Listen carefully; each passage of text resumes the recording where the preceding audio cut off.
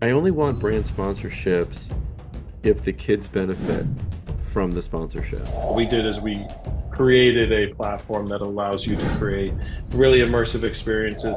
So if I'm a brand, is now the time?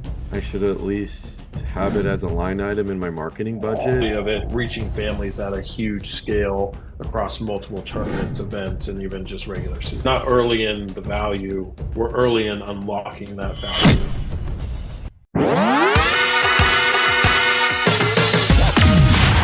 Youth Sports Insider, where passion meets opportunity.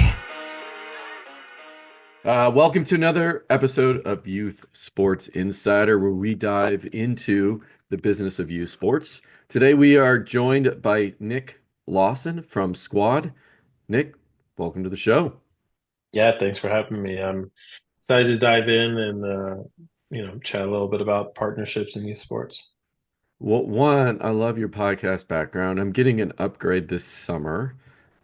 After, I don't know, 200 episodes on one podcast and the launch of this one, and we have about five in our network, my wife said to me, time for an upgrade. So Yep. hey, whatever. She's the designer in the family. I'll let her take over and see what she can come Yeah. up with. But Nick, tell us a little bit about who you are, what your involvement is in the ecosystem of youth sports. Yeah, definitely. I mean, so I'm the CEO of a company called Squad. I guess our core mission is kind of updating partnerships across sports, in other verticals as well, but mainly sports, and just the idea that sports are massively exciting, even on to the kind of youth stage, all the way through to your NFL, NBA, NHL, MLB. But a lot of times the advertising inventory that match to it is not that exciting. Most of it is signage based. Most of it is Mm-hmm. awareness based. There's a huge issue with sponsorship clutter. Most of the Mm-hmm. NFL, NHL teams will have over 100 brand sponsors. Think about that. All of those sponsors are trying to get fans' attention on the same game day. So what we did is we created a platform that allows you to create really immersive experiences, things like shuffles, bingos, scratch and wins, so that that brand partner can actually really stand out on game day, have an interactive kind of relationship with the fan on a one-on-one basis, but also on the back end be able to kind of see some analytics pieces to say spend $50,000 on this partnership. Through this engagement, I was able to get this many views, this many email leads, this many coupons sent, and actually be able to justify that spend. So really just a tool to help brand partners stand out, but also build relationships with those fans on game day as well. Yeah, it's I got a demo and it's amazing idea. So you guys have done a tremendous job. And Yep. you also have a podcast which I've been learning from. What's the name of your podcast? Yeah, so it's called the Inches Podcast. It's mainly on sports partnerships. As we were chatting before we jumped on here, I've had the pleasure of working with Rich Franklin in the industry, and he's sold advertising across radio. He took a brief stint to run one of the most profitable liquor stores in the state of Washington, and then got back into the sports partnership sides in minor league hockey. So he has, I think, over 30 or 40 years of partnership experience. And on that podcast, I pretty much just ask Rich questions on different topics, whether it's how do I price my inventory, what should I be thinking about when pitching a sponsor, what happens, funny enough, I graduated high school in 2008, which was the last recession. In my professional career, I'd never, other than pandemic, been through a full recession. Mm-hmm. So Hmm. there's a really interesting episode to where I started realizing that there's an entire generation who have not been in the business world during a recession. So he kind of takes through Yeah, the interesting. steps Yeah. of what do you talk to your brand partners about, what's important, how do you make sure that really the recession is going to affect you very minimally. So I'd suggest that episode's one of our core ones. But yeah, it's really a great podcast around sports partnerships and really sales process too, but sports partnerships and downloading the 30 to 40 years of information from Rich's Rich. brain, Yeah. onto a recording so that we can all learn from it. Well, we're going to test you. We're going to see if you're a good student of riches. And yeah. Yeah. All right. Well, and let's define what youth sports sponsorship is. And I know you work with, NFL teams and, more professional teams. And now we're talking about grassroots. We're talking about the anywhere from, names on the brand names on the jerseys to maybe, tournaments and maybe venues that support youth sports. Hmm. So what is your definition of that, of youth Yeah, sports? the interesting thing is, you know, youth sports, as you know, is evolving massively Yeah. into more of a business side of things, a more Hmm. professional side of things. I mean, when I played, Pop Warner football, the brand sponsors was the local bank that the team's dad, right? Or Yeah. even today, you know, I go to a youth baseball game for my nephew and it's like the local bar and they're just hoping that you see that sign and want to go to that bar or the bank or the dentistry and all of that. So, Yeah. traditionally it's been more on the side of community-based investment, right? Right. It's sure I want to get in front of parents and families because that's really the core, competency of youth sports is really that connection with families Hmm. that are participating. But now it's kind of evolving a little bit, right? To where Hmm. it's getting bigger business. There's more tournaments, there's more events, there's more opportunities outside of just kind of the game league. So, in my mind, it's really going through this shift of more from a this is just a grassroots, your local dentist is the sponsor to unlocking the ability to, again, for the majority of it, reaching families at a huge scale across multiple tournaments, events, and even just regular seasons as well. So I guess definition is, you know, sometimes it's really kind of the purest form of the sport because Hmm. you are actually playing for fun, especially now that Right. NIL is seeping into high school, Yeah. right? Right. Right. And all of that. Yeah. But on the flip side of that, again, really starting to see it evolve into this thing that brand partners at scale, one, have the ability to access it easier, but also um, can, make that investment into these mega tournaments that we're seeing, right? To Right. where Yeah. 100 teams come out over 3 days, and now you have access to so many different geographies. Yeah. I was talking to someone the other day and they were going to a tournament that had that attracts 40,000 people just for the tournament for Yep. 3-day weekend. I heard, and then someone says, "Oh, I got one better, right? This is, Yep. 100,000." And I'm like, "Oh my gosh, like it's absolutely insane."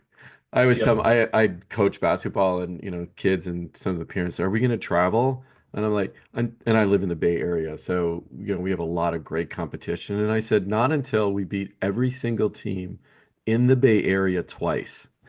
Yep. Right?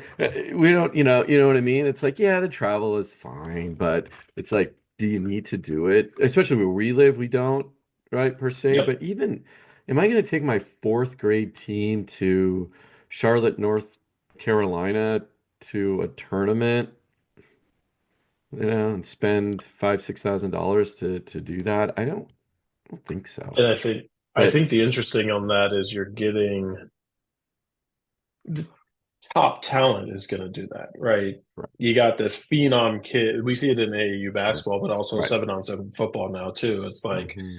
the top talented kids are going to be created on these super teams, and that makes sense to go to that tournament. But I think to your point, the more I'll call it developmental kid, right, who's not quite there, yeah, you should probably be playing locally to build up those skills rather than Yeah. going to a tournament where there's going to be four future MLB players and, Yeah, right, right, right. the Yeah, score is exactly. 20-2, right? Type of thing. Yeah. So no, it is an interesting shift on that to where um, there's a lot more tournament. I mean, even from when I played football, with you on the youth side, there's way more tournament opportunities year round, Hmm. um, rather than just playing your local teams, right? And then Right.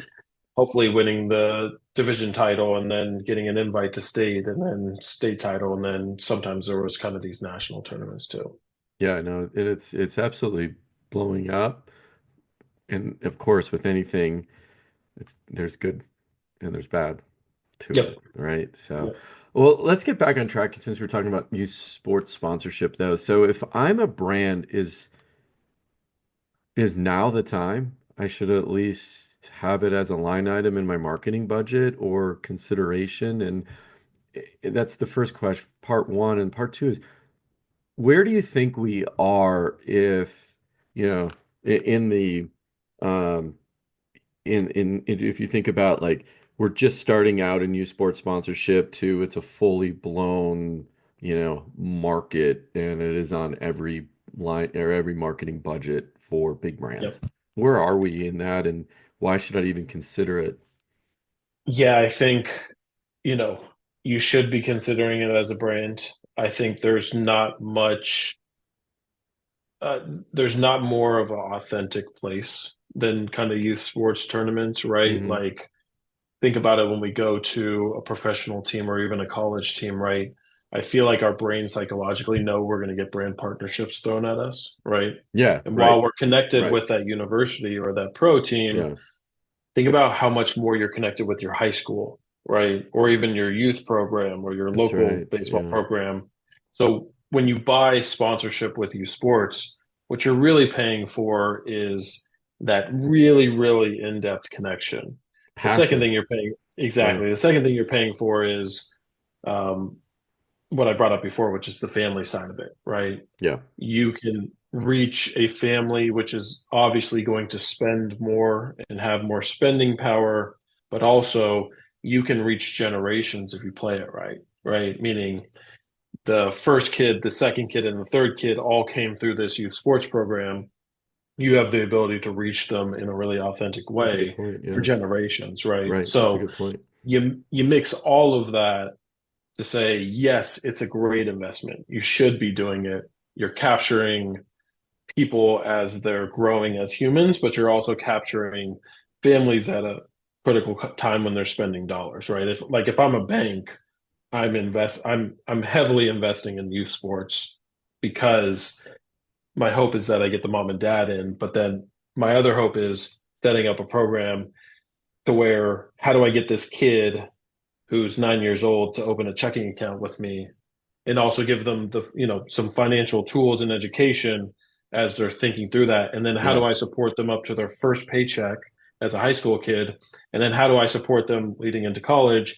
And then how do I support them through college so that that kid who is 9 years old who came through youth sports, I was able to connect with them at that moment in a really authentic way, but also build all of those milestones and mechanisms into that path as they're growing. So the way I would look at it is when you sponsor like a major sports team, of course you are going to have you know, a large range of fans and ages. How many are families? How many are not? How many have kids in college? How many have kids in preschool? You can almost predetermine that. Like if I start when this kid is 8 and I'm there at the field, I have presence. I set up programs like I just talked about to where, hey, because you're a part of this youth program, we have a great financial education where we set you up with a checking account, and then we help give your kid resources all the way through to their first paycheck and then all the way through to college. Mhm. That gives you a ton of frequency with something that you're capturing them at the right time. Because again, using the bank example, I opened my Wells Fargo checking account when I was 8. My dad walked me in and said, "You have $20. Let's put it in the account. I'm going to teach you about this. It's going to be your checking account, and we're always going to put your birthday money in there and all of that." Right? Yeah. Yeah. That's just because that was his bank. If you're really trying to disrupt an area, how Mm, do you get that switch to happen? yeah. Well, this bank has a lot more resources than that. So that's the first side of it. Is the answer is yes, you should, because it's a critical demographic and time. I think the interesting thing has been access to consistent partnerships across youth sports has been tough. So Okay. let's even just look at high schools, right? Yeah. If you consider kind of that part. If you wanted to sponsor a high school, or Yeah. you wanted to say, hey, in my city, I want to sponsor every high school, most of the time, you're dealing with 6 different athletic directors. You're dealing with 6 different gyms. You're dealing with an athletic director who most of the time doesn't do partnership activation, right? The Yep. beauty of Yeah. going to Yeah. a team and a Yeah. pro team is somebody is on staff to make sure that your brand partnership actually is executed. At a high school, most of the time that's not the case. So I think some of the disconnect has really been in the past, especially before these big tournaments, is you have to work out deals with every single one of those high schools. And then you have to make sure every single one of those high schools are actually executing correctly because Yeah. you're paying to have signage, to have this, to have that. And then you have to have some way to kind of manage that, right? Yeah. Yeah. And it almost was like you could go through state associations to do the championship side of things. That's a great way to reach it. But it's almost like, you know, it, youth sports or even high school sports was just too wild, right? There was no kind of connectivity there. Yeah. You flip that to these gigantic tournaments now, to your point, 40,000 families coming through. I have the opportunity in one spot to be able to reach all of those families. Obviously, hopefully, I'm doing some things that allows me to track that life cycle that we just talked about in the bank example. Right. But I know that it's going to probably be done very well because there's somebody usually managing that partnership or that sponsorship sale. So, long answer to say, yes, you should be doing it, but for a long time, it was really hard to manage, right? From what we Fragmented, saw in hard to the manage. Yeah. Yeah. exactly. It was just really hard to get all of these high school athletic directors who this is not their core job to Yeah. actually, move forward and say, hey, yes, I'm going to make sure that this sign is at this gym every time, and it's going to be put up and all of that. Yeah, no, I can. Yeah, no, I worked inside of a school as a basketball coach, and I know exactly the pain. And it's not just the athletic director, right? It's even, you have to appeal to the principal and Yep. sometimes the superintendent. Will you accept this brand, right? Yep. And again, on the grand scheme of things, that's at the bottom of their list to approve. Although they all need money to support the program. And that's what the frustration came in, right? When you're saying, well, Yep. on one hand, you're telling me to do all this fundraising. I have a check in hand from sponsor X, and then they got to go through this entire process just to give me money. But it's not just like your normal, never seemed normal, like a normal, process of someone who's got a check in hand that just wants to give you and put just a simple banner up. Yep. It's more Yep. complicated, complex than that at the school district level.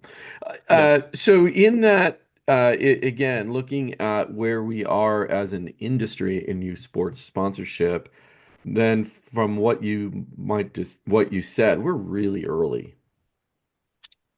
Yeah, it's almost like this may be a bad analogy, but like pre-Amazon, there Yeah, was not one place, one app that you could buy almost anything you wanted, right, right? right. You had to go to different websites or actually go somewhere in real life, right? Yeah, And then Amazon built up the infrastructure, and now I can order something and have it here, in 5 hours, right? right. Yeah, Um, that my analogy there is that I think we're early because the demographic hasn't changed. The value of reaching that demographic hasn't changed. The authenticity that you can build into it that's hasn't right. changed. Yeah, What is starting to change is that infrastructure for a brand at scale to be able to reach efficiently these families. And again, whether that's through tournaments, whether that's through, there's definitely programs set up to where high schools are all on, certain sponsorship platforms so that brands can kind of bid and say, I want to do something with this high school, this high school, this high school, this high school, yeah, or whether that's going through state associations, which,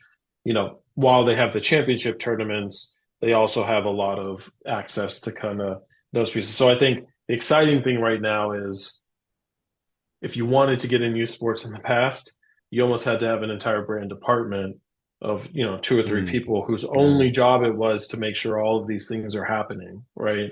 Across different locations. Now we're getting a lot more efficiency across the board to where, again, bringing up to 40,000, participants. If I'm a brand and I'm like, if this is my right geographic demographic for who I want to reach, do I want to go do individual deals with high schools, right, That's right. across the Yeah. board and make sure that's done? Or do I want to really crush it with this tournament every year where I'm going to reach those same families, but I have the efficiency of only having to activate at one location? Mhm. Yeah, that makes That's sense. where I think we're shifting of we're not early in the value, we're early in unlocking that value at a really high scale is where we're at with these sports. Yeah, that totally makes sense. And that's kind of consistent from what other people are saying as well. Mhm. Do you think though that in your bank example that life cycle is a pipe dream? I think I think a lot this is a lot of with sponsorships, you Hmm. have to execute it, right? Yeah. There's a right way and there's a wrong way to do it, Yeah. Yeah, right? exactly. Yeah. If you come to every youth sports event and you have a banner and every family that comes by, you have a salesperson that walks out and says, sign up for a bank account. We give your youth sports a lot of money. We're a Yeah. sponsor. Sign up for it. Sign up for it. It's going to backfire on you. Right. If you if you really think through the dynamics, the almost trigger moments of when to do the right offer at the right time to the right person, and you think through that. So again, in my bank example, you don't come in and say, sign your kid up for a checking account. You come in and say, hey, everybody, we have free financial literacy programs, a set of videos that I want to offer and give access to every single student here. That's first ground, right? Yeah. There's no Yeah. expectation. You're That's giving right. Yeah. value. I think every parent would agree they want their kids to be financially responsible and smart and get started on that.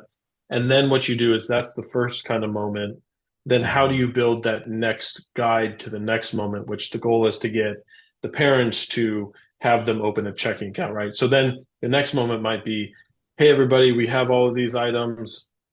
They're on, the website. If you notice, we just opened a special offer. It's only for the youth program, kids in this program. We're going to be giving you $200 in your bank account to get started today, as well as $100 toward a college savings. So the difference in that is you're not coming and say you could come with that same offer. Hey, if you sign up today, I'll give you $200 plus $100 college savings. If you haven't built that relationship and that Right. reciprocity, Yeah. Yeah. there's no real good feeling on that, and it feels very transactional, as opposed to if the first thing is for the first 2 months you're offering this thing for free. Hey, I'm so and so, here's this free thing, take advantage, check it out. Then what you do is you after you've built all that goodwill, you then build in that offer. You're going to see a lot more people.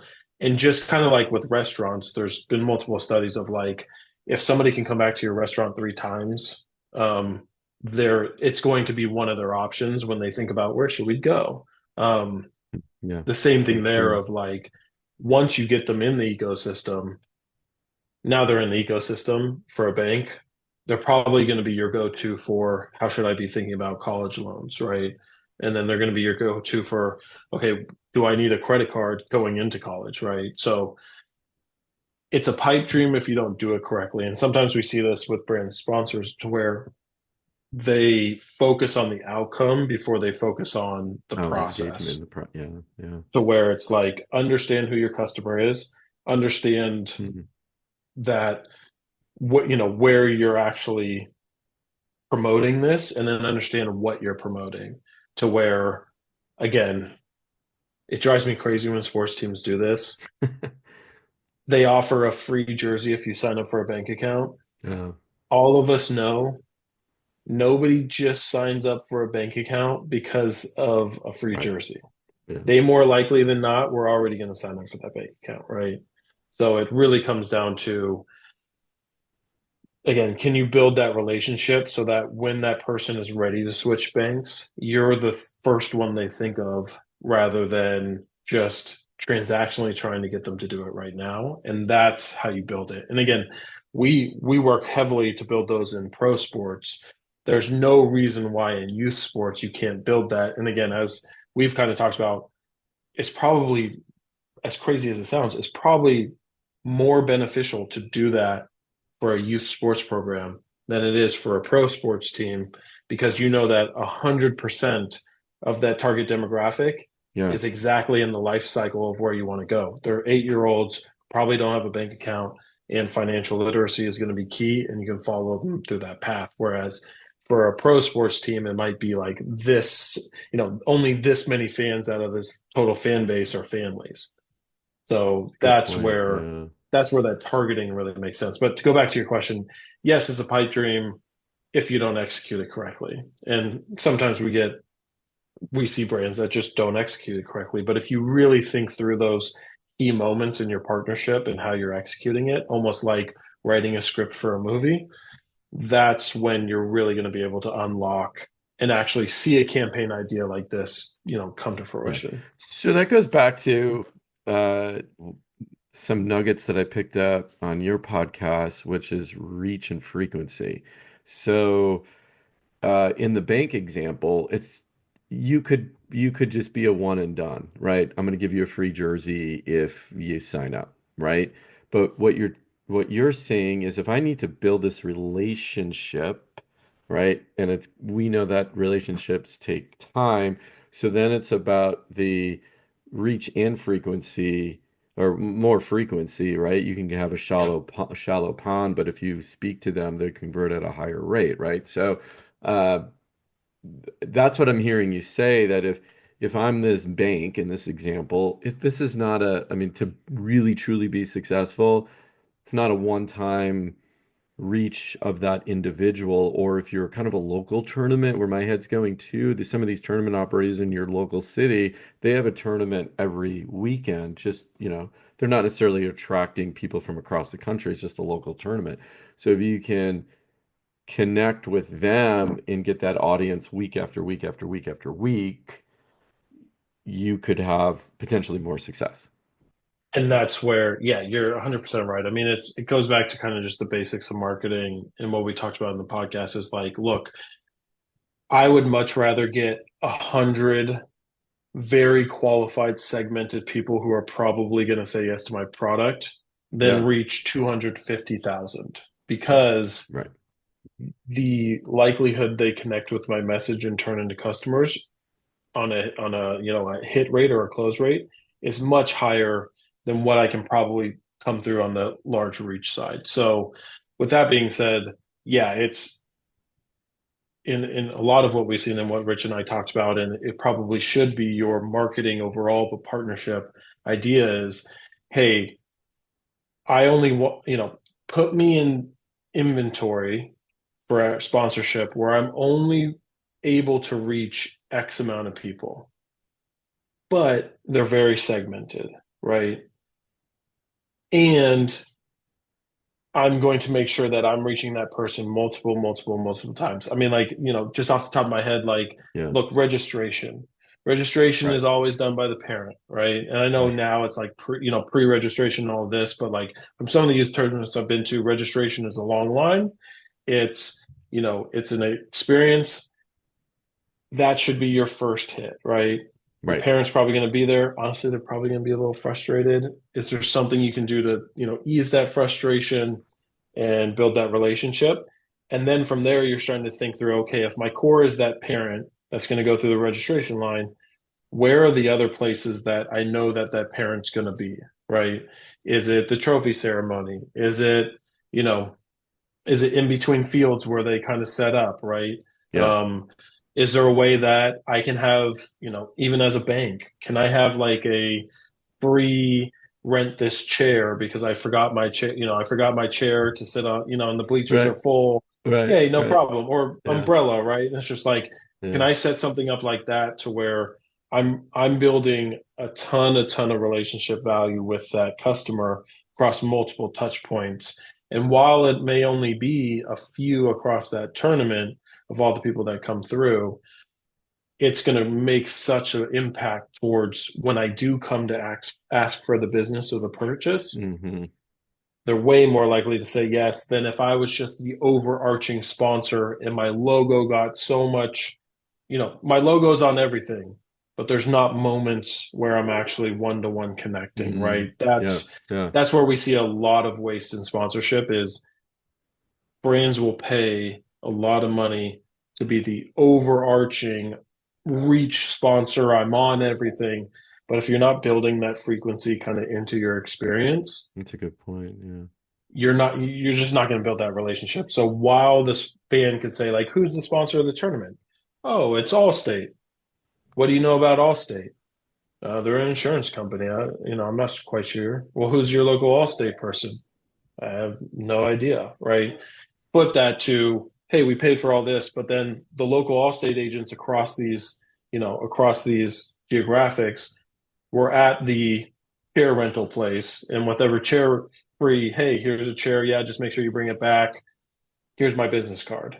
Now all of a sudden that makes sense. You ask that same fan at the tournament, who was the overall sponsor? Oh yeah, it was Allstate, and they had this really cool chair rental thing. And I met Bob, and I didn't even know Bob was my local person, but he was amazing, and my kids loved him. That's where it takes a partnership from I'm Yeah. spending a lot of money to I'm actually seeing results from it. Yeah, and you bring up a really good point. We did a sponsorship with a local State Farm agent, and it was a shoe drive. The team benefited because they had sponsors for this shoe drive event. One of them happened to be State Farm, another one was a real estate agent, a local storage, in a storage units. Uh, and what they did was it was really, what we put together was exactly what you said. It was this engagement, right? Which I think is really important. So we had door hangers. One side was, hey, on such and such date, shoe drive is happening. The other side was one of the sponsor messages, right? And so we split them up. I think we distributed 5,000 door hangers. The entire team did that. So they were the people going door to door because I wanted them engaged as well, right? Mm-hmm. In the whole thing to make them part, the kids feel part of the process. Yep. And then on the particular day, we gathered, we had one day where we gathered all the shoes, people were coming, but it was at the State Farm agent's Yep. place. And I was Yep. surprised the number of people, and pleasantly surprised the number of people that t stopped and talked. Oh, I have an Yep. issue with my current one, or I have a question about this. And what he was doing in the state of California, the whole home insurance thing is just an absolute nightmare and a mess. And so what he was offering people is, well, I'll take a look at your home insurance policy. State Farm can't issue any right now, at least in our area. So he's kind of on hold and he's thinking long term. But again, that goes back to that engagement. That was at a real local level. And, the shoes got out of the landfill. They went to support an organization that collects and cleans shoes and gives them to people in need. The State Farm agent benefit because he was on the street, right there on the street collecting, helping us Yep. collect the shoes. The team benefited they got some new jerseys and shooting shirts and everything that they needed. So across the board, it was a win-win for everybody. And again, the State Farm agent in this case got business. So Well, and that's like when the fun part about that is what you just described is like the holy grail for partnerships, right? yeah, To where you want especially in that particular industry where, look, insurance is pretty commoditized, right? yeah, Rates yeah, are going to be around the same, prices are going to be around the same. Really, it's the relationship with the person you're purchasing yeah, because when something does happen, you want to have confidence that that person is, the key person to call. You can trust them, right, right? yeah, In the insurance category, it drives me crazy when these insurance partners partner with a team but don't use the actual faces of the local and insurance right, yeah, it's just providers, generic, yeah, because you go from a logo to like, oh, let's just check out the right price to, you know what, this is actually, hey, we're really upset with our old policy, something in our old policy. I don't know John, but I see him all the time at the that's Blazer right, games, yeah, and he's there and he's giving something out and all that. So So what you just described should always, in the service business, right, should be the end result. The fun thing then becomes, how do you scale that? Because Right. that Right. insurance provider had great conversations with maybe 4 or 5 to 10 people. Can you recreate that in a way that over a month they're having conversations with Yeah. 150 people? That's when it really gets interesting. That's when the value really comes. And, not that youth sports is all about the money piece, but that's when you can go back to that State Farm agent and say, hey, look, we're really looking for partnerships to be able to grow this, piece of it. We're getting new equipment, new whatever. Yeah. Can we set up a partnership package to where we're going to do a lot of the same stuff, but you're actually injecting, more dollars into this package so that we can get this, batting cage set up? A sponsor is going to say yes, way more than if you were just like, well, we put your logo up in the stadium. Have you seen any results? No, I haven't seen any results. Oh, well, I'll try to get some of the parents to come, right? That's where that is what you just described is the absolute value of youth sports, because you are connecting that insurance partner with families who own homes, and it is vital that they have a good insurance partner, as opposed to, again, if you go up funnel to big college and to pro sports, the segmentation of that is going to be all over the place, mixed Right. You with could the have cost of 10 that is going to be agents that service that area, ex- right? And then, yeah. exactly right. So that's the unique benefit, other than just the segmentation, is the ability to say, I can actually create one-on-one relationships. This other partnership that you're spending on, it costs a lot, but how many actually one-on-one you're connecting with families are you getting? Yeah. And the answer a lot of times probably gonna be like, I'm not really connecting with a lot of them. I get email leads from sweepstakes reruns and all of that, but the amount of one-to-one is not there. If you can create moments and packages like that, then you can have a high amount of success getting brand partners in. And this goes back to like what we were talking about earlier of, are we too early, of like, the key thing now is, how do we take that example and scale that Yeah. across Right. multiple Yeah. programs, multiple high schools, so that Yeah. next thing you know, people are like, how do you have a nationwide State Farm deal? Well, we just did something very strategically across all of these different tournaments and high schools and, youth sports and all of that. And that's why, because we built a program like that. Yeah, that's it. Yeah, that's interesting. So we talked about, kind of this engagement as a key component of a youth sports sponsorship. If that is one thing, what are maybe two or three other things that are crucial?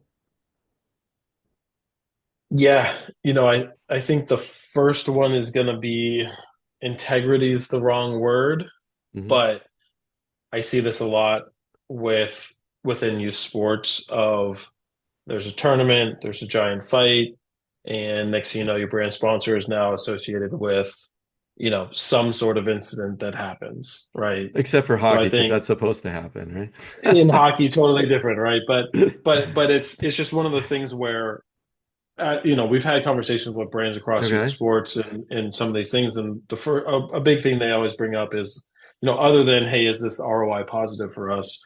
Is is this the right program? Is this the right tournament? Okay. Am I gonna be the title sponsor that's on Channel 5 News at 6 o'clock, to where there's a Interesting. giant brawl Yeah. or there's some issue with, the program? I mean, I've even had talked to brand partners where they're just like, yeah, we invested in a project to where it ended up that there was fraud within the community organization. So now we had to totally divest away from it. And now that's made us a little trigger shy toward investing in that Hmm. again. Right. So Interesting. I Yeah. think the first thing is that foundational piece of like, again, I don't know if integrity is the right word, but like, what are you doing to mitigate the risk that if there is an incident, that this brand sponsor is going to feel really good about being a part of this, right? Yeah. And that's a really, really big piece there. Um, Engagement is going to be kind of the key to get away from kind of just the logo slap, put it on the outfield. Yeah. I think the third thing is going to be the follow up, right? can you build in mechanisms so that after the tournament or the event or the season happens, and Hmm. we talk about this on the Inches podcast all the time, is at least in pro sports and minor league sports and college sports, sponsorship is no longer season long. Sponsorship is 365, Yeah. 7 days a week, meaning if there's off season, you have an audience. How do you make sure that you can reintroduce that brand into that audience authentically, even though games aren't being played? So it comes back to, sure, I can sponsor this high school team for the entire season, but for June and July, is there anything we can do to keep reaching those families, whether that's an information night, whether that's I'm putting together a financial education information night in the off season, Yeah. and I have access to these families. That's what brands are really going to be looking for as well as every other, you know, digital ads, newspaper ads, print ads, every other advertising platform has this 365 24/7 built into it. You need to, to really unlock a lot of dollars, think about not just during the season, are you getting access to these fans? And of course, you don't want to spam them in the off season, but like, what are the authentic moments that you can reintroduce that brand in the off season so that they can continue to reach them outside of the season? So that's kind of the piece there of just a lot of times in sponsorship, sometimes we think about the season ended. Okay, great. Now it's time to regroup and now it's time to repitch and now it's time to renew.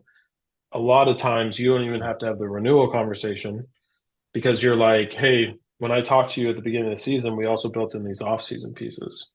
Like let's continue to have that. Next thing you know, the season's starting again and you have that momentum. Well, and with you sports, same thing. It's becoming nonstop, right? Yep. It's year round. Like Yep. even basketball, you Yep. could, right, is year round. So the idea of a season. Now, maybe when you get to the granular level, there are still particular seasons, but for the most part, Mm-hmm. like if you're an AAU team, a lot of them, Yeah. they're year round, right? So Yeah. there isn't that Yep. idea. Or even the tournaments, some of our tournament operators, they have, you know, out of 52 weekends, they're doing 39 tournaments, right? Yep.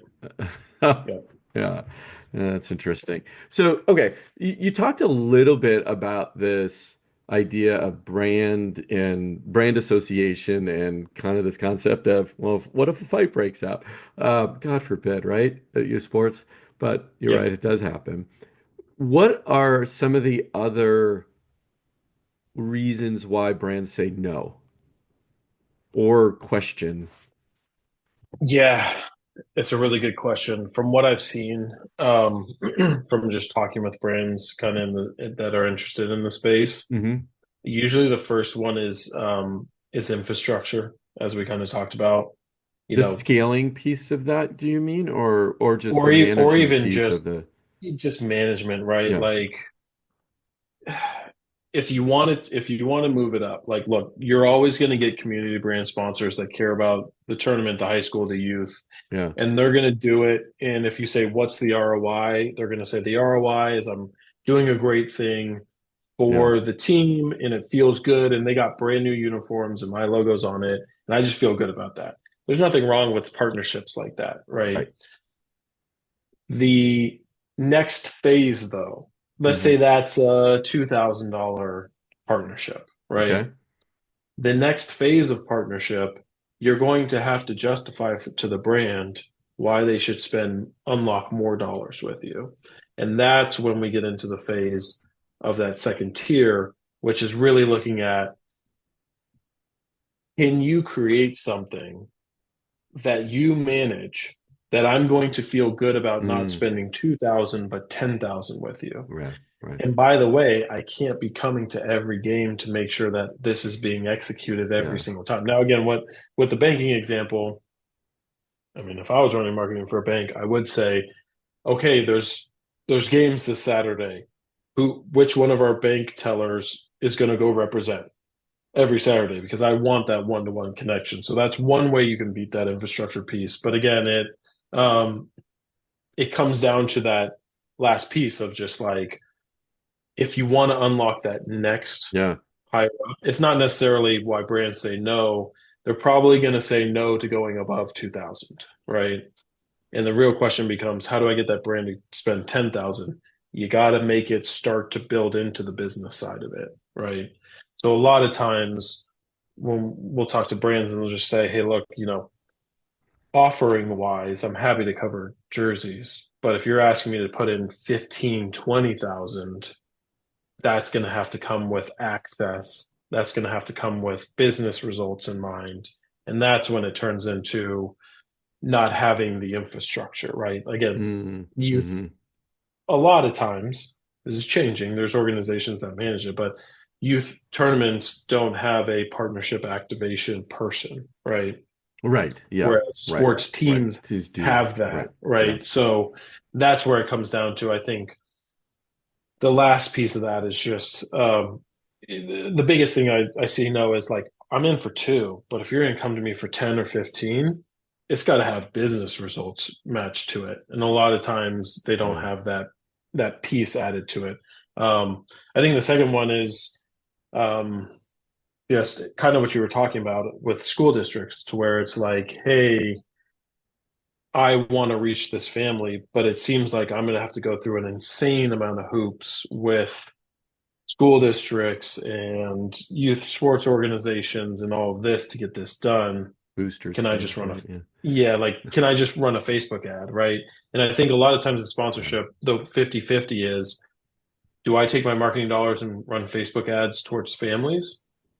Or do I invest in this? And obviously, it's a lot easier to run Facebook ads to families, parents age this age to this age in this community Right. area than it is to invest in something and then have to go through approvals. And it's a big process. And then you can't talk about this, but you can talk about that. So I think on the back end, to put all this together, if you come to a brand partner where you have a really good reputation with no incidents happening at your organization and you make that clear, you come to them and say, while this is a community investment, this is also a business investment.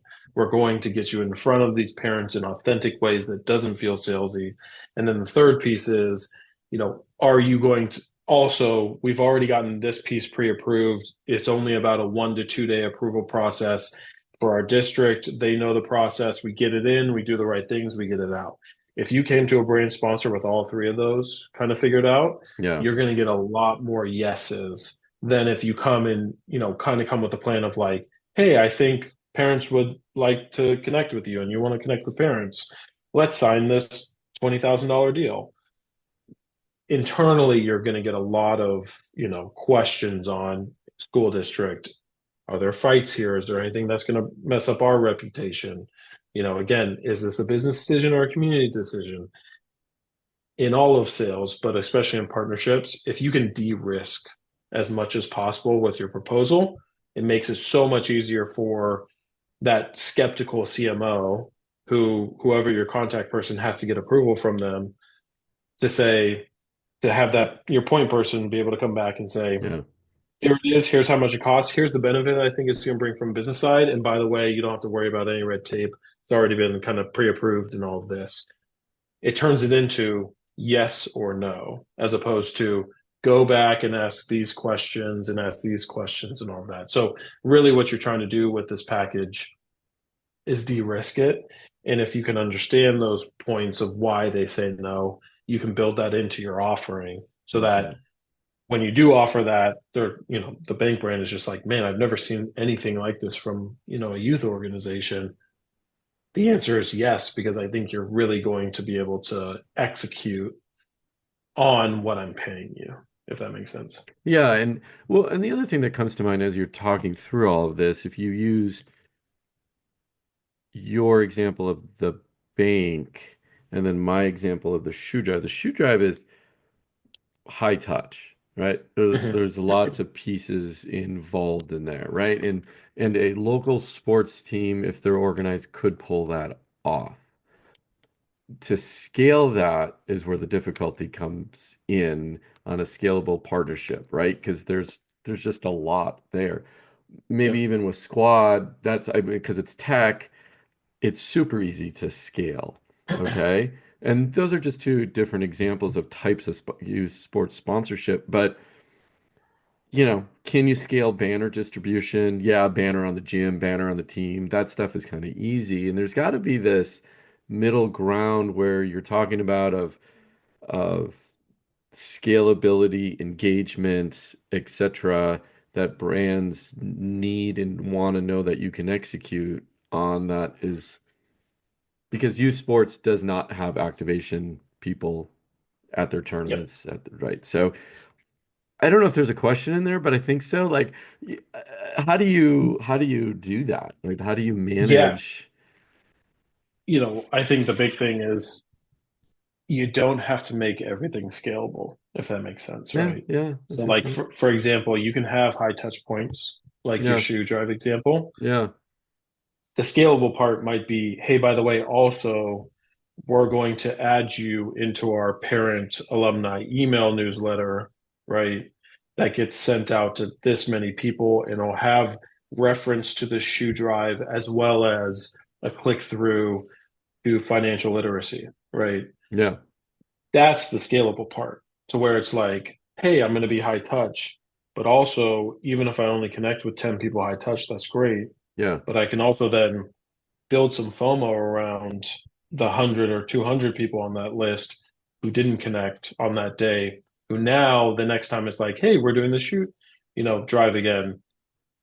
They're going to have awareness around it, what the brand is, and hopefully bring more people to that. So you're connecting with more people. So it's Hmm. not necessarily like everything doesn't have to be scale. You should be doing some unscalable things, but especially in youth sports, can you focus on the one thing that is going to bring scale and bring that value and package it with the other items? Because a lot of a lot within a lot of youth sports, and this happens in the pro game and the college game too, but in a lot of youth sports, it is a lot of unscalable with no scalable piece to it Right. that That's builds that correct. frequency and not Right. necessarily reach. Yeah. If you can add that into your package, again, while we talked about de-risking people, you don't have to have like 10 scalable things in there, right? You don't have to have 10 engagement things. You just have to have one really good one that builds off of all of these other pieces that Mm. you have. Yeah. That's going to be good enough to take a package again from a $2,000 I'm buying a jersey to a $15,000, type of thing over here. So that's where it really kind of moves forward there of you don't have to have 15 engagement points. You can just have one killer one that is going to scale and then still sell all the other things that you're selling. And And have you hopefully, seen something that, we talked about the shoe drive, we talked about your bank example. I don't know, we maybe just kind of touched upon some of the things that Squad is doing. Um, have you seen some great examples of scalable and non-scalable, uh, uh, activations with U Sports? what I'll bring up is there's an activation idea that never got launched, that I wish got launched, but it was an unscalable, scalable one. Uh-huh. And the idea was that what you would do is there would be um, the brand, instead of setting up just a booth that trying to sell products, is they Yeah. would have a coloring station with coloring pages. It was probably around a grocery store brand or a restaurant brand. Yeah. And what they would do is you tell the kid, hey, color in this coloring page, bring it back to me, put your email on there, and we'll email you once it's in the restaurant. So you can come by and see your artwork on the wall. Now, the unscalable part of that is how many people are actually going to fill that in on an individual game basis? 15, maybe 10. Over the course of a season, though, Right. that can turn into hundreds of email leads with also a mechanism to say, I'm going to email you when it is up in the store to come see it. If you're a restaurant, Yeah. you're getting people into the store. If you're a grocery store, you're getting Getting people into the people. store. Yeah. So when you talk about the scale side of it, it's moving that scale into, it's not 1,500 people all in one game Right. Right. giving you an email. It's scale across multiple touch points, but you're building this database and you're building in that connection piece of course, not everybody's going to come into the store, but you still have all these email leads of Right. like, hey, thanks so much for doing, filling this out. Your picture's in the store. That's the first email when it actually goes in. Second email is, hey, by the way, we have some new ones coming up. Yours was in here for 2 weeks. It looks great. Do you want to come pick it up? If you want to come pick it up, by the way, well, kids eat free if you're a restaurant. Yeah, of course I want to go pick it up. Yeah. Go pick it up, or your kids are yelling at you. Yes, I want to go get my art. Go that. There's your second restaurant visit. Then from there, you come back and say, you segment that of people who have gone through that kind of system. You say, hey, thanks so much for participating in this. We're going to have a brand new one next year with a brand new kind of coloring design to color in. But in the meantime, we also have Kids Eat Free Night every Wednesday. I'd love to Mm, invite you out, yeah. to come in, and we really appreciate, connecting with you on that side. So that's to where again it didn't actually launch. It's one of those things where it's a graveyard. I call it a graveyard campaign to where we did all this work to go pitch it, and then some things fell through, and then it didn't actually go into fruition. But Yeah. that's one of those things where, again, the scale is the amount of emails you're going to have at the end of the day. You do that for 2 years, you're going to have a massive email database, but you're only going to collect those 15 at a time for every touch point that you're having. Yeah. Yeah. Where again, it goes back to that frequency over reach. So those are the types of things where, really the key thing we do and what we push our clients to do on the property side or the team side is to think through that, right? Hey, we want to have a coloring station. That's great. But what's the goal of the restaurant? To get them into the restaurant. How can we do that? Well, I have a 2-year-old. He hangs on to scribbles on paper. I can't throw anything away, right? Right. Because he Yeah. just is like, I want this. I'm going to be upset. How do you then build that into the mechanism? How do you build the entire fan journey? And then once you've built that entire fan journey, how do you take a step back and say, you know what? How can we, is this scalable? Are we reaching by the end of it 5,000 families? If it's not, let's build something into it that's scalable. If it is, great, let's go launch this. Well, and the other thing I mean, technically could do off of that, which I think is a brilliant idea, is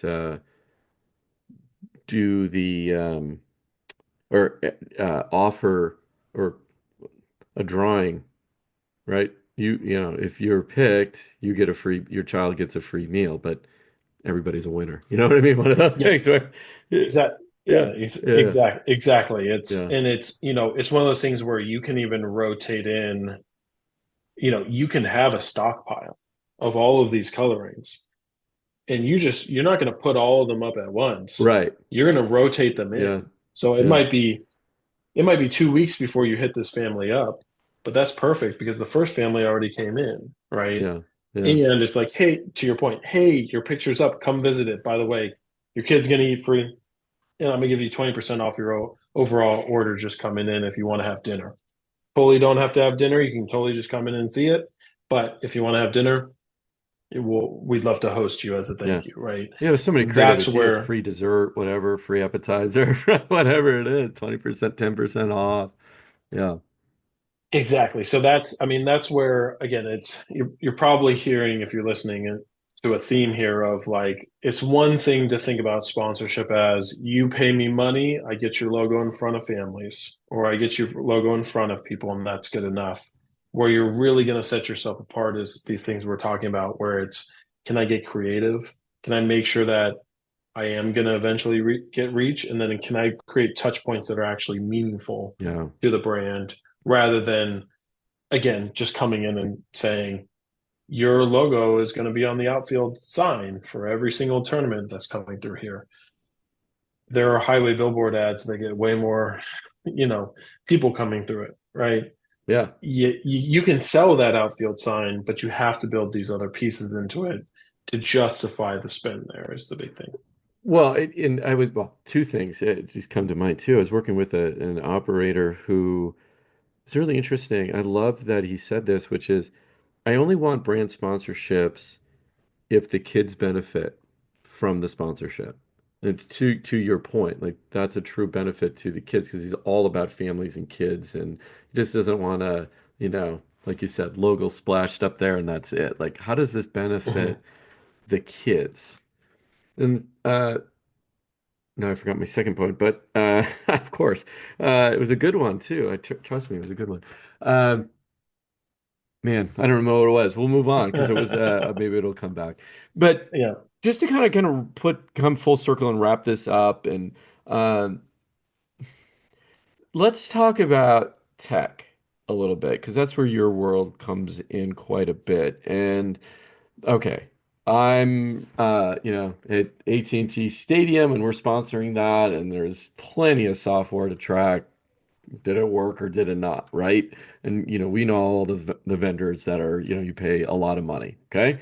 Well, if I'm also appealing to, well, State Farm is there, right? Let's just use them as an example. And now I pitch State Farm and say, let's sponsor all these youth teams and, now you got to measure ROI. I would hope one, they're not comparing AT&T to the youth, but maybe they are, or there's some of those expectations. So help me understand that part of it when you are pitching and there's technology, the obviously the big sporting teams have Mhm. access to lots of money, lots of tech. Youth sports doesn't for the most part. That's where Rich talks a lot about this on the podcast. And Hmm. he's been masterful in this because, a lot of the places that he has sold partnerships in, Yeah. he is not the biggest fish, right? Like, for example, here in Portland, Oregon, there's University of Oregon, Oregon State, the Blazers, the Timbers, um, and the Seattle teams because we don't have a baseball team yet, right? So, like, and you're competing with the Mariners. You can't head to head, right? You can't head to head compete with those teams, especially as a youth sport, let Yeah. alone a minor league, Right. Yeah. team. What he always talks about is what is the one thing that I can do that these big teams cannot? Most of the time it comes down to what we've been talking about is the personalization side of it, right? So you almost have to reframe what you're pitching. And you can even go in and say, I am not pitching you a million impressions. What I'm pitching you is access and one-to-one connections with 100 families Yeah. across this many months. Of course, you need to build in a way to track that. Hey, how many emails am I collecting? How many people actually came up to the booth? If you can report back on that to them, great. That's going to help. But a lot of times youth sports, smaller, events that get sponsored like fairs, they will have the mindset of like, oh, I can't get State Farm because they're sponsoring this gigantic sports Right. team and I'll Yeah. never have that reach. And what's my value going to be? You have to go in and reframe to where even the outbound email is, hey, State Farm agent, you know, was just at this game, saw your logo, made me think you're interested in, investing in sports. We're a youth organization. Out of curiosity, do you have interest in building really one-to-one connections with families in really intimate settings? Because that's our secret sauce. I would think most insurance salesmen would respond back and say, yes, I Yeah. very much am interested in that. What do you have? And of course, that's when you come in and say, well, we have different ways, but here's this thing that's works. It's worked as a package. I'd love to come in and talk to you about it or jump on a call and go from there. So that's where you don't play that game, right? You don't play the, oh my gosh, we have to get so many Twitter followers to even compete with this team or that team. What you do is you understand at its core, for example, for the Winterhawks, you can sit right on the glass for very cheaper than you can for like a Seattle Kraken game, right? Yeah. Yeah. A sponsor can actually, you can get more reach in that stadium because you can go to like a beverage sponsor and say like, hey, we're actually going to create this bar experience here in the corner. It's going to be right on the glass. Yeah. And you probably can't get that with an NBA team because of there's all of these pieces and all of how they're set up Good and point. Yeah. who's pouring and all that. So Rich always did a masterful job of saying, I can go get a big sponsor as a minor league team without as much reach because I fully understand what your goals are and how I can fit them better than a bigger brand. The last thing I'll say on this is you can also kind of put it as a hedge. So you can also pitch it as, look, you're spending a lot of dollars in the market. You're spending a lot of dollars on these bigger teams, but are you really spending on anything to like reach those fans or reach those families? Yeah.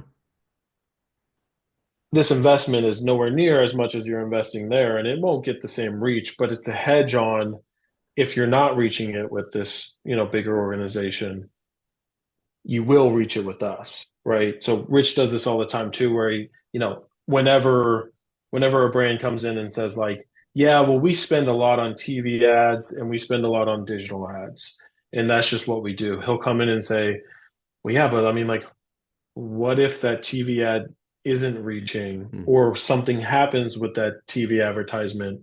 Don't you kind of want a little bit of a backup plan here? And I'm not asking for the same money they're asking for. I'm just saying you can hedge against the amount of brands, the clutter, and invest in this thing that's going to be a little different. So, really kind of pulling it back is, look, they can have all the bells and whistles and measurements and earned media value and all of that. But if you can prove to a brand that you created more one-to-one relationships with families than they get from the other partnerships, I can't tell you how many times a brand we've worked with have seen that across the board of like smaller team versus bigger team and have That's started to interesting. say, Yeah, you know makes what, sense. this is actually a better, Better. this is Yeah. actually, this is more valuable. Hmm. I should probably start taking some money away from this thing and investing it more in this thing because this is actually getting to me to my goal. So that's where, again, you don't have to get crazy sophisticated. You don't have to buy Twitter followers or X followers or whatever they call it now. You Yeah. don't have to like, you don't have to, it's great if you can build it, right? But you don't need to do that. You just need to like figure out a way. There's a small college that we work with. Hmm. They have an insane email list that they've built with alumni, and some of their activation results are better than some of the NFL teams we work with. And it's purely because they've understood we have this audience that I can tap into, and I can tap into it through an email list. And that is something that brings insane value to my brand sponsors. So I can actually compete for more dollars because the results I'm getting are even higher because it's a real understanding of these people care about my college, my organization, and want to connect with them. So that always goes to say that you can compete with these other people. It's 100% doable. You absolutely can, you know, go get these dollars. You just have to really understand what you're going to be better at than this team and what value you can bring no matter if they're like, well, we have all this AI data, analyzation so we can actually see Right. who's ready to Yeah. buy. If I'm selling for you sports, I'm like, what my data thing is? You talk to a real person about their insurance program now for home ownership. And even though I knew I couldn't get a sale from it, I still said I would look over your contract. Whenever that frees up and they can get that contract, they're going to be able to do it. That's to a State Farm agent or insurance agent. That is way more powerful than spending $500,000 on a bigger partnership. Yeah, no, and that's yeah. I mean, we're gonna leave on that note because you're absolutely right. I think that's a good way, just like you nailed it. And I think that question is on a lot of sponsors, I mean, a lot of operators' minds. How am I going to compete with, you know, Yep. whatever, I'm here by the Warriors, right? They're sucking up Yep. all the dollars. And I think one other point too, which I know we could just go deep and we're not going to, maybe we'll have you back on or head over to Mm-hmm. your podcast that I'm sure there's the answer there too, is this idea of I'm technically probably pulling money away from something else. All right, be it their Mm-hmm. Facebook ads, their billboard ads, their local TV, whatever it is. So you also have to have that in the back of your mind because they're saying, well, why would I do youth sports sponsorship when I can just type in Facebook what I need exactly, boom, there it is, right? Yep. Yep. Whatever it might be they're comparing it to. So you just in the back of your mind got to be ready to defend why youth sports versus digital or billboard or whatever they whatever else they might be doing. Yeah, that's probably the number one advice I could give, especially smaller organizations, is find what you are really, really good at that other options can't replicate. A Yeah. Facebook ad can never have a shoe drive that creates Yeah, that's right. one-on-one talks with Yeah. parents, right? Right. Yeah. That's when you get a brand to say, look, we are very heavily invested over here, but I'm going to actually divert some dollars because I specifically got a very good result from doing this, and I want to double down on it and do it even more. That's when you're justifying, because most of the time companies have a set budget. It's set at the end of the fiscal year Right. and they can't spend more dollars, right? That's right. Yeah. So you're going to have to convince them why they should move money from one place to another to be able to spend with you. Yeah, totally makes sense. Nick, wow. I think Rich would be proud, first off. Rich would be proud. I'm sure, yeah, I'm sure So he'll I'm listen to gonna, this I'm and gonna send him have an some email comments and let too. him know you did a good job with Nick. Yeah, No, but yeah. that, in all seriousness, that was amazing. I really appreciate your insight, and I know our audience will as well. If they want to get a hold of you, where can they find you? Yeah, best place is probably on LinkedIn. If you just search Nick Lawson, CEO at Squad, SQWAD. Connect with me. My inbox is open. Shoot me questions. As you can probably tell, I'm a sponsorship nerd, so Yeah, I will answer them and I'll go down rabbit holes with you on package creation, all of that. So yeah, LinkedIn is probably the best way, and my inbox is open. So shoot me a message if you have any questions on selling partnerships. How do I get, certain brands interested? Love diving into that. awesome. Nick, thanks again, and everyone, thank you for tuning in to the Youth Sports Insider. Until next time.